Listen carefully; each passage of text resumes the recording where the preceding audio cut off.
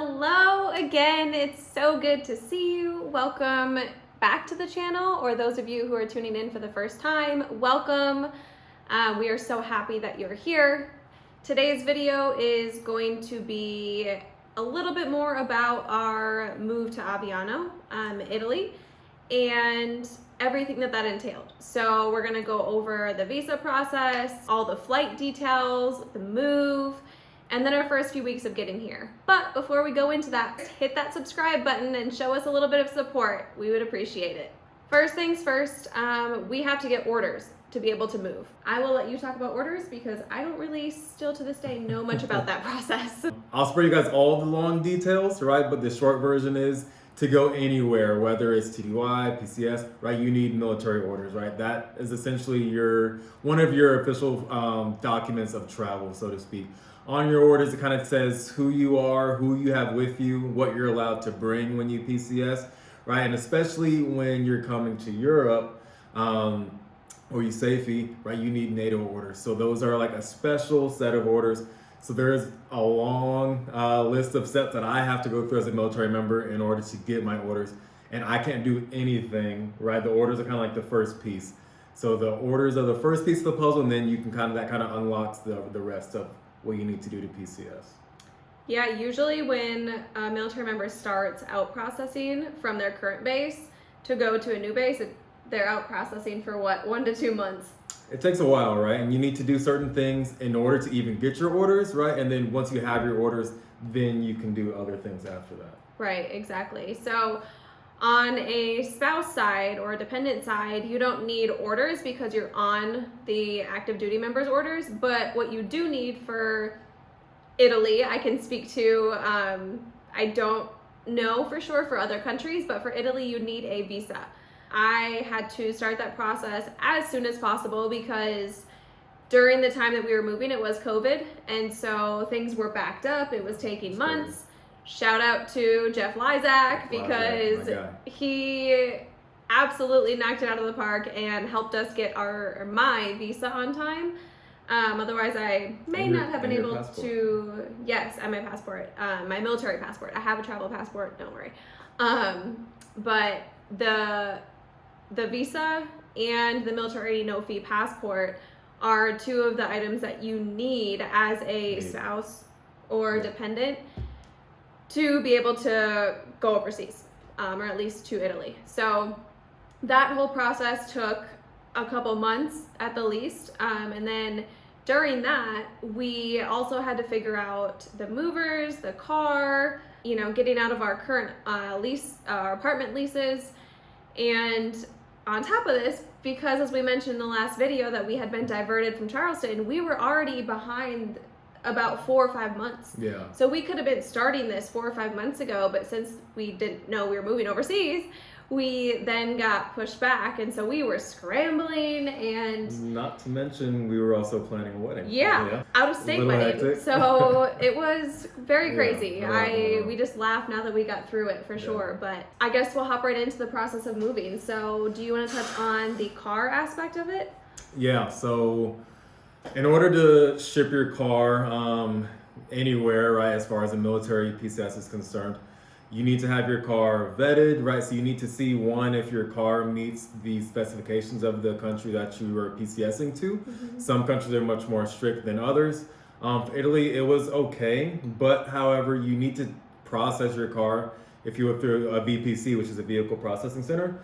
And that in and of itself is a bit of a task just because there are only certain processing centers, right? There's only a set number in the United States, right? So it's not necessarily like you can just take it anywhere in your city or in your hometown. Luckily for us being in Tampa, there's a VPC in Orlando. So we only had to drive a little bit over an hour to get there, but you get a long checklist, right? And your car has to be cleaned on the outside. It has to be cleaned on the inside. There can't be anything in the car, right? Just in terms of storage or, any bags or boxes or anything like that, right? It has to be drained of fluids in the car, right? So you can't have a full tank of gas, for example. Even your oil, like if your oil is too high, they'll drain that a little bit. Yeah. So it's funny because people will get there and they'll be like, oh, we can't take your car because either it's dirty or you have a full tank of gas, so go drive around for a couple hours and then come back. So it's definitely not just okay, go drop your car off somewhere and they'll take it. Definitely pretty involved to get your car shipped overseas. Yeah, and because we were so delayed, we could have been doing this, 60 days in advance, and having the car almost be in Italy when we got there. But instead, we shipped it out the same month that we left, and it didn't arrive to us in Italy until October. Yeah, so I think it was early October. So 2 months after we got here. Yep, that was a struggle. So for those of you out there who are moving and you have your orders, ship that car early. Highly recommend. I would say the next thing in terms of moving would be the actual movers coming. So with the military, they have different companies contracted out that come and literally pack everything for you. Everything. And when I say pack everything, if you do not specify what they should not pack, you will end up with your garbage packed. And then imagine that's on a ship going across the ocean and then sitting in a storage center until it's ready to get delivered. You can imagine the smell, the other things that trash has become. So one thing that we had to do was go through the entire apartment and label do not pack, or put stuff in like the bathroom we already moved out, and then shut the doors and write do not enter. And so you have to label everything and you have to watch them, because sometimes, I'm not sure why, but they just pack things in very interesting ways. One thing that the orders will say is you're allotted this many pounds for it's called your household goods, right? So that's kind of like your big shipment, and then you have your unaccompanied baggage, right? So and that's more of like, hey, we need these things to live off of for maybe, maybe a month until the rest of your stuff gets there, right? So that's a much lower amount. I think so. The unaccompanied baggage, I believe, is 2,000 pounds, and then the household goods, depending on how big your family is, usually that's upwards of 10,000 pounds, up to 18,000 pounds, I believe. So it's a lot of stuff, right? Definitely, luckily for us, we were, just getting married at the time, so we were living in an apartment, so we didn't have too many things. But it definitely adds up quickly, I would say. It adds up quickly, and then you just got to be careful, knowing that no matter what kind of move you're doing, if you're just moving from house to house, state to state, for us, continent to continent, stuff is going to get broken. So there's right now I'm thinking of this meme that I see, and it's, normal non-military people who are buying like Pottery Barn coffee tables or something, and then you see military people and they're buying IKEA. That's true, because you get there and it's nothing against the moving companies, but your stuff is getting moved across the ocean. Right? Like stuff is bumping against each other. TVs are getting shaken. They're in giant shipping crates, right? Yeah. They're in ships for who knows how long, months, right, to get to us. So mistakes are bound to happen, right? Damages are bound to happen. So. Yeah. So you can have nice stuff. Also, you just have to know that your stuff may or may not get damaged. In terms of the car moving, after that, you have to have your flight booked. And again, that's more on the military member to do. And we had a little bit of problems with that. So it was not easy peasy for us, but I'll let you talk about that. Just some issue. So you can't just pay for, well, you can, right? But if you want to get reimbursed for your travel, right, which everybody does, right, you have to file your travel through the official system, right? And there's an official way to pay for that. I won't get into all of those details. But if it's not like right down to the T, right, then you will not get tickets through the official government travel office. So we jumped through a few hoops, had to get, a new travel card expedited to us 2 times because there were some clerical issues with the paperwork. But so with that being said, rather, our lease ended at our apartment that we were staying at right after we got married. We were supposed to leave. Because we were supposed to leave right on time, but because of complications, right, we ended up having our stay extended 3 weeks with no place to stay. So shout out to our very, very good friends, John, right, and your coworker. Jessica. Yeah, my coworker Jessica. Love you guys. Well, seriously though. They were huge lifesavers. We were literally homeless. So shout out to them for putting us up for a few weeks. Yeah. Our stuff was shipped. His car was shipped. I leased a car back in the States, so I had to return my lease, but I was waiting until the day before we left. Thankfully, we still had a vehicle because of that. But we are allowed, I want to say it's either 2 or 3 bags, like big checked bags per person. And because we're on orders, it can be overweight. We had to pack for months in there because you don't know when your stuff is going to get here. All your clothes are shipped. They're on a boat in the middle of the ocean. And so you are living out of 2 or 3 each suitcases for months with different climates. You might be traveling, he's working. You know, you have to prepare for all situations. Thankfully, we don't have kids because can't imagine. Shout out to all the families that do this. But I think we rolled up to the airport with seven bags total between the 2 of us. 7 bags. Yeah. That was fun. Yeah. Definitely enjoyed all the looks, right? But literally moving our entire life, right? Yeah, and not just to a different state, to a different continent. Yeah. But we loved it. And then we got on the flight. And we had traveled to Europe before, so we've been on long flights, but... Well, before we jump into that, just Tampa for one. Just leaving Tampa, was leaving... I would say it was extremely bittersweet. Obviously, that's where we met, right? So Tampa will always hold a very special place in our hearts. But then just the connections that we made. I mean, we literally, built an entire life there together for a few years. So that was really hard saying goodbye to all the things that we love doing, all the people that we love seeing and doing life with down there. So Tampa will always be one of our favorite places on earth. Yes, shout out Tampa Bay, Florida. Okay, back to the flights. Yeah.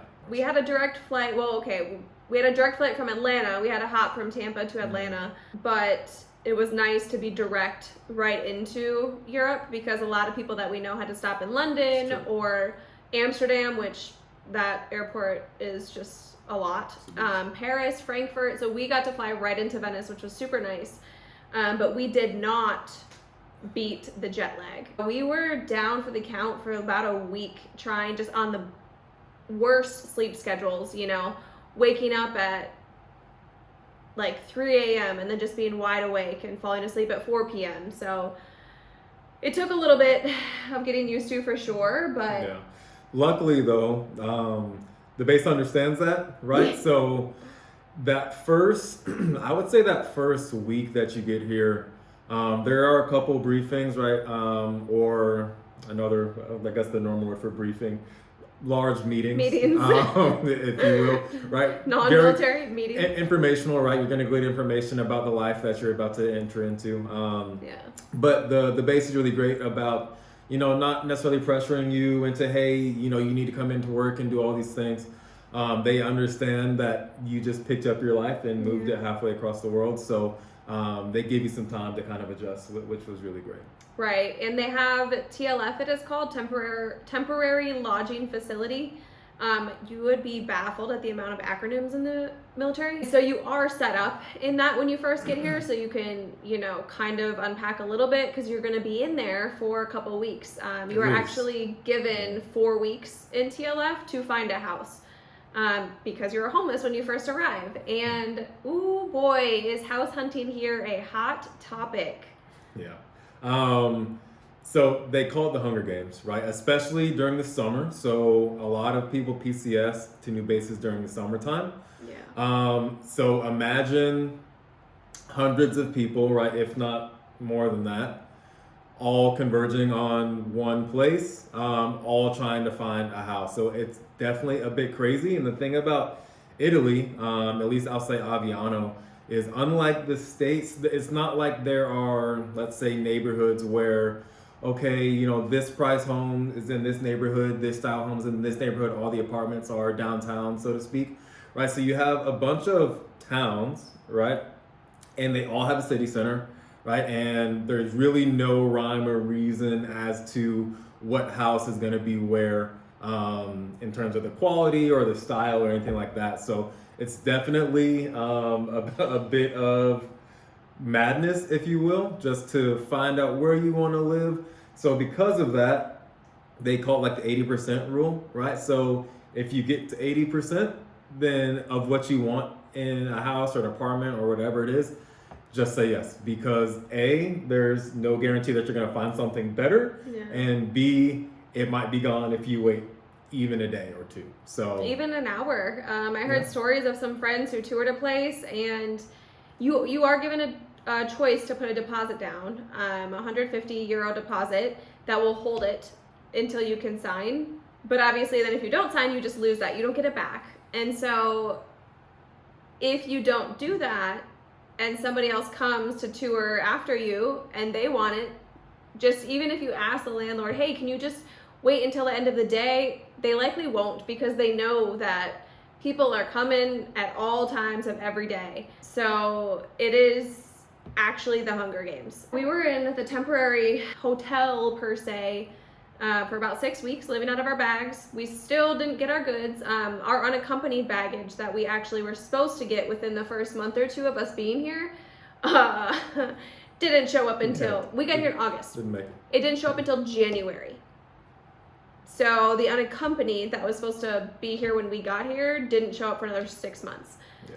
So that was fantastic. Thankfully, a lot of the squadrons on base have, whether it's kitchen bins to provide you with pots and pans and plates and silverware and cups and anything you think of for a kitchen, until you get your stuff, which was it saved us. Yeah, quick plug for the Aviano community. Yeah. That is one thing. I think everybody understands how difficult it is to PCS here. So Yeah. because of that, people are so accommodating. They're so helpful. They're so friendly just in terms of helping make you comfortable and helping get you settled and set up. So that is one thing that we definitely love about the overseas community, is that everybody is just so willing to help and lend that assist. So Yeah, and shout out Kat and Zach. I believe they helped us with kitchen stuff as well. Still do Love to you this guys. day after Yeah. us being here for a year and a half. But yeah, moving here is definitely not easy by any means, but is moving anywhere easy? Probably not.